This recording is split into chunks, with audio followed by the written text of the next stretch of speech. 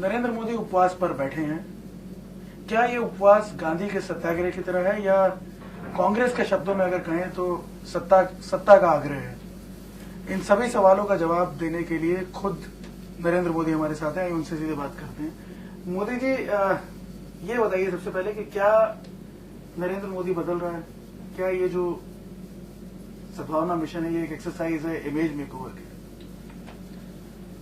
Image makeover के लिए ये तौर तरीके नहीं होते हैं। हमारे देश में अगर मीडिया के माध्यम से इमेज बनती है तो फिर तो आप मीडिया के लोगों के साथ बैठे रहो, दिन रात इंटरव्यू देते रहो,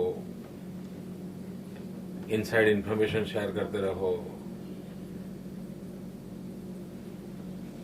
काम करो या ना करो, गप्पाजी मारते रहो, तो इमेज बनाने के लिए वो रास्ते होते हैं। इसके इतना कठोर परिश्रम करने की जरूरत नहीं होती है। दूसरी बात है, जो लोग मुझे जानते हैं, मुझे नरेंद्र मोदी की इमेज की कोई चिंता ही नहीं है और न ही मैं इसके लिए जिंदगी खपाता हूं, न मैं समय बर्बाद करता हूं। मैं गुजरात के विकास के लिए कमिटेड इंसान हूं और डेवलपमेंट यही मेरा एजेंडा होता है। उसी कामों को मैं करता रहता हूं और उसी के तहत है मेरा सद्भावना मिशन, जिसको मैंने गुजरात में घर घर पहुंचाने का प्रयास शुरू किया है। ये उपवास जो आपने शुरू किया है, आपको नहीं लगता कि मतलब आपने थोड़ी देर कर दी? आपको पहले बैठना चाहिए था थोड़ा ऐसा? एक ये 10 साल के बाद जो किया जा रहा है, मतलब इसको लेकर कई शंकाएं, कई सवाल है। इसका कारण है कि मैं उपवास क्यों कर रहा हूं, उनकी समझ नहीं है, जिनके दिमाग में सब चल रहा है। आखिरकार मेरा विषय क्या है? सद्भावना मिशन, ये विषय क्या है? हिंदुस्तान में आज ये चर्चा हो रही है गुजरात की कि भाई डेवलपमेंट का अच्छा मॉडल है। गुजरात की चर्चा हो रही है गवर्नेंस का अच्छा मॉडल है। और देश की हालत देखो तो क्या है, 60 साल हो गए हमारे यहां सरकारें, अगला चुनाव जीतने के लिए सरकारें चलाई जाती हैं, टुकड़े फेंके जाते हैं, वोट बैंक केंद्रीय सब होता है, अपीजमेंट होती है, एक नक्कर धरातल के पर विकास इस दिशा में काम नहीं होता है, बजट खर्च किए जाते हैं। हमने गुजरात में इन चीजों से बाहर निकाला है और हमने विकास को ही प्राथमिकता दी है और मंत्र दिया है, सबका साथ सबका विकास, टुकड़े नहीं, कभी इसको खुश करो कभी उसको खुश करो, ये नहीं, एक कांस्टेंट सस्टेन करने वाली चीजों को, और उसमें हम सफल हुए हैं। तो सबका साथ सबका विकास, ये हम लोगों तक पहुंचा सकते हैं क्या? गुजरात को सफलता मिली है। अपीजमेंट के बिना भी देश की एकता, भाईचारा को बढ़ाया जा सकता है, ये हमने सिद्ध किया है और इसलिए हमने इसको आगे बढ़ाना चाहा। हमने इंसान इसलिए किया कि इसके हमारा कमिटमेंट फील होता है सबको। हमने इंसान इसलिए किया कि दुनिया देखेगी कि भी एक मॉडल है। अब इसके कारण क्या हुआ है, अब आने वाले दिनों में गुजरात की इस मॉडल की भी चर्चा होगी। तो जो सेकुलरिज्म के नाम पर जातिवाद का जहर फैलाते रहते हैं, संप्रदायवाद का जहर फैलाते रहते हैं, उन सबको नए सिरे से विकास के मॉडल की ओर देखने के लिए मैं मजबूर करूंगा और ये काम कर रहा हूं। सुप्रीम कोर्ट का जब जजमेंट आया, सुप्रीम कोर्ट से एक बड़ी राहत मिली, उसके बाद आपने ट्वीट किया था गॉड इज ग्रेट, बाद में ये उपवास जो आपने किया, क्या कोई रिलेशन है, कोई रिश्ता है? देखिए, इसका और इसका कोई रिलेशन नहीं है, लेकिन मैं जब सद्भावना मिशन कहता हूं उसमें सब चीजों के रिलेशन है। और मेरा मत है कि देश को सच्चे अर्थ में आगे बढ़ाना है तो जातिवाद के जहर से मुक्त होना पड़ेगा, सांप्रदायिक उन्माद से मुक्त होना पड़ेगा। और ये मेरा पहले दिन से मेरा मत है, कोई आज मत ऐसा नहीं है। लेकिन आज गुजरात का विकास होने के कारण अब मेरी बात लोग मानेंगे, तो मुझे अब लोगों तक ले जाना चाहिए और मैं ले जाना चाहता हूं। आपके विरोधी ये कह रहे हैं कि उपवास क्यों? आप यदि कोई आप फील करते हैं किसी कॉज को लेकर के, तो आप माफी क्यों नहीं मांगे? दो चीजें क्यों जोड़ रहे हैं मुझे समझ नहीं आ रही है। ये उपवास क्या होता है? उपवास तो मेरा ये जो सद्भावना मिशन है उससे जुड़ा हुआ है, और मैं अगर उपवास न करता तो देश इतनी चर्चा करती कि मेरे सद्भावना मिशन के मॉडल की। अगर मैंने एक चिट्ठी लिख दी तो हो जाता क्या? आज भी मुझे जो मेरी भावना है उसको प्रकट करने के लिए मुझे एडवर्टाइजमेंट देनी पड़ी है, वरना प्रेस नोट से काम चल जाता। मुझे खर्च करना पड़ा इसके लिए, ये हमारी बात पहुंचती नहीं है, लेकिन हम क्या करें, जनता तक पहुंचाना पड़ रहा है। मतलब आप ये कह रहे हैं कि समझने में भूल हो रही है, लेकिन हम देख रहे हैं कि जो आपके सामने अनशन पे बैठे हैं लोग, वो तो ये कह रहे हैं कि ये उपवास एक तरह से एक प्रायश्चित है। देखिए, मैं क्या कर रहा हूं वो तो मैं बता पाऊंगा, और लोग क्या कहते हैं इससे क्या महत्व रखता है।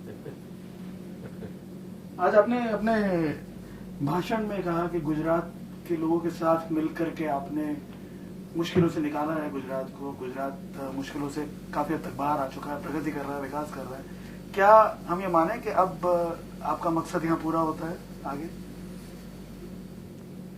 हमारा तो मकसद है हम भारत की सबसे ज्यादा सेवा करने के लिए गुजरात को और अधिक समृद्ध बनाएं, और अधिक शक्तिशाली बनाएं, और तभी तो भारत की सेवा होगी। और हमारा तो हिम्मत है कि हम किसी म्यूनसिपालिटी के प्रेसिडेंट हो तो म्यूनसिपालिटी इतनी बढ़िया बनाएं ताकि देश की सेवा हो। जहां जो काम हमें मिला है वो इतना अच्छे ढंग से करें, बेहतरीन ढंग से करें ताकि देश का भला हो। नहीं, मेरा मकसद है कि आगे के लिए आप देख रहे हैं क्या, मतलब गुजरात से आगे? मैं गुजरात का ही भविष्य देख रहा हूं, गुजरात के भविष्य में ही देश की सेवा है। मैं यही तो कह रहा हूं कि भाई हम एक छोटा सा भी काम अगर अच्छे ढंग से करते हैं, मैं देश की सेवा ही मानता हूं उसको। अगर कहीं पर फालतू में बिजली जल रही है और मैंने स्विच ऑफ किया, मैं मानता हूं मैं देश की सेवा करता हूं, ये मेरा मत है। आज हमने देखा इस उपवास में पूरी पार्टी, भारतीय जनता पार्टी आपके साथ खड़ी दिखी मंच पे एकजुट। क्या ये माना जाए कि नरेंद्र मोदी पार्टी में एक सबसे बड़े नेता के तौर पर उभर रहे हैं? अरे पहले भी खड़े थे भाई, पहले कब खड़े नहीं थे? अब मेरे शपथ समारोह का दृश्य देख लीजिए, सब लोग आते हैं, एक आनंद है भाई। अच्छा काम होता है तो आनंद होता है, सबको होता है आनंद, तो उसको उसमें राजनीति देखने की क्या जरूरत है? नहीं, मैं सीधे सीधे ये पूछूं अगर आपसे कि बीजेपी की तरफ से आपको प्रधानमंत्री पद के उम्मीदवार के तौर पर देखा जा रहा है, आपको क्या लगता है? मुझे तो किसी ने ऐसा विषय मेरे से अभी तक चर्चा नहीं की, किसी ने मेरे से पूछा नहीं है, किसी ने मुझे बताया नहीं है, और ऐसे अनुमान करने के लिए मैं अपना समय बर्बाद करता हूँ। नहीं, जिस तरह का एनवायरनमेंट बन रहा है, जिस तरह का माहौल बन रहा है, हम देख रहे हैं आपके स्पीचेस में भी 6 करोड़ गुजरातियों की आप बात करते थे, अब हम देख रहे हैं आप 120 करोड़ की जनता की बात कर रहे हैं। नहीं जी, मैं 120 करोड़ की पहले भी करता था, और मैं इसलिए करता हूं कि हम 6 करोड़ के माध्यम से 120 करोड़ की सेवा कर रहे हैं। नहीं, इसीलिए मन में सवाल ये उठता है कि क्या अब गांधीनगर से दिल्ली दूर नहीं है? मुझे तो ड्राइविंग करना नहीं है, तो डिस्टेंस नापने की मुझे जरूरत नहीं है। नहीं, अगर मान लीजिए आपकी पार्टी आपसे कहेगी, क्या तब भी आप पीएम पद के बारे में? ये बहुत लोडेड सवाल होता है, और जो हाँ भी कहेगा वो भी मरेगा, जो ना कहेगा वो भी मरेगा। आप क्या तो जो समझदार इंसान है उसका काम यही है कि ऐसे सवालों की ओर ध्यान ही नहीं देना। नहीं, मोदी जी, हम ये देख रहे थे कि आज जैसे कल आडवाणी जी ने अपने ब्लॉग में लिखा, अमेरिका की कांग्रेस जो रिसर्च यूनिट है उसकी जो रिपोर्ट का हवाला देते हुए, उसमें उन्होंने आपको एक पोटेंशियल कैंडिडेट के तौर पे रिफ्लेक्ट किया है अपने ब्लॉग में भी। आप क्या कहेंगे? खुद आडवाणी मैंने वो ब्लॉग पढ़ा है, लेकिन मुझे तो कोई ऐसी स्मेल आई नहीं, और नहीं शायद मेरी वो फैकल्टी काम नहीं करती होगी, क्योंकि मैं अपने गुजरात में पागल की तरह लगा हुआ हूं, और देश का दुर्भाग्य है कि हम तो काम पहले से ये कर रहे हैं, लेकिन विवेकानंद जी जब तक माया अमेरिका पता नहीं चला तब तक हिंदुस्तान को विवेकानंद दिखाई नहीं दिए। आज जो जब तक गुजरात की बात अमेरिकन कांग्रेस नहीं करती है तब तक हमारे देश में चर्चा ही नहीं होती है। लेकिन यदि बात करें, जैसे चर्चाएं हो रही हैं 2014 का जो चुनाव होगा, राहुल गांधी वर्सेस मोदी, आज कांग्रेस की तरफ से भी एक बयान आया, जो देश के कानून मंत्री हैं सलमान खुर्शीद, उन्होंने ये कहा कि यदि राहुल गांधी और नरेंद्र मोदी में मुकाबला होता है तो नरेंद्र मोदी हार जाएंगे। मुझे किस चीज का मुकाबला मालूम नहीं है भाई। क्या राहुल गांधी गुजरात का चुनाव लड़ने वाले हैं क्या? असेंबली का चुनाव लड़ने वाले हैं क्या? खुर्शीद ने क्या बताया मुझे मालूम नहीं, और कहां से लड़ेंगे मुझे मालूम नहीं भाई। वो तो शायद यूपी के वोटर है, उन्होंने गुजरात में कहीं वोटर बने हैं नहीं बने हैं, 2012 का एमएलए का चुनाव लड़ने वाले हैं, क्या है हमारे पास जानकारी नहीं है। हम जानते हैं आप ये एक ऐसा मुद्दा है जिसपे बोलेंगे नहीं, लेकिन फिर भी मैं एक चीज पूछना चाहूंगा। ये एक ऐसी चर्चा है पॉलिटिकल सर्कल्स में कि 2012 का जो चुनाव होगा गुजरात का, उसे जीतने के बाद आप प्रयाण करेंगे दिल्ली की तरफ। देखिए, हमारे देश में जो लोग चर्चा करने वाले वो करते ही रहते हैं जी। ये जितनी कथाएं अभी मैं सुन रहा हूं, मैं छोटा था तब मैं यशवंतराव चौहान के संबंध में ऐसा सब सुनता था,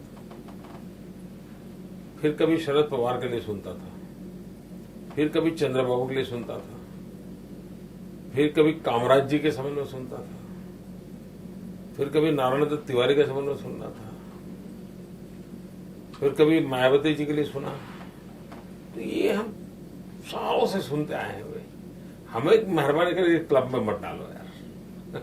देखिए, मैं यदि एनडीए की बात करूं, एनडीए के घटक दल काफी सारे आज यहाँ पे मौजूद थे, कई और भी आएंगे, लेकिन कुछ ऐसे सहयोगी हैं अभी भी एनडीए के जो नई यहाँ पे नजर आ रहे हैं, उनकी मौजूदगी नहीं नजर आ रही। मैं समझा नहीं जी, मेरा इशारा नीतीश कुमार जी की तरफ है। क्या? उनकी देखिए, ये कार्यक्रम सरकार का था, सरकार ने किसी को अप्रोच किया, कांटेक्ट किया, ऐसा नहीं है। पार्टी के लेवल पे उनकी जिनकी अनुकूलता होगी उन्होंने बात किया। दूसरी बात है, जहां तक एनडीए का सवाल है, भारतीय जनता पार्टी एनडीए का एक प्रमुख हिस्सा है और मैं भारतीय जनता पार्टी का कार्यकर्ता हूं और मैं एनडीए में हूं, इसका मतलब। अच्छा मोदी जी, आखिर में आपसे एक सवाल ही पूछना चाहता हूँ। सुप्रीम कोर्ट का एक फैसला है, आपको रिलीफ मिली, लेकिन अभी भी कई ऐसे लोग हैं जो आपका पीछा नहीं छोड़ेंगे। जरा ये इंक्वायरी तो करो भाई, क्या इस देश में किसी पुलिस थाने में मोदी के ऊपर कोई केस है क्या? किसी कोर्ट में मोदी के ऊपर कोई केस है क्या? कोई तो जांच करो भाई। हम ऐसे ही हवा चल रही है, मैं तो हैरान हूं भाई। कोई ऐसा केस नहीं है कि जिसका कोई एफआईआर लॉन्च हुआ हो और कोई इन्वेस्टिगेशन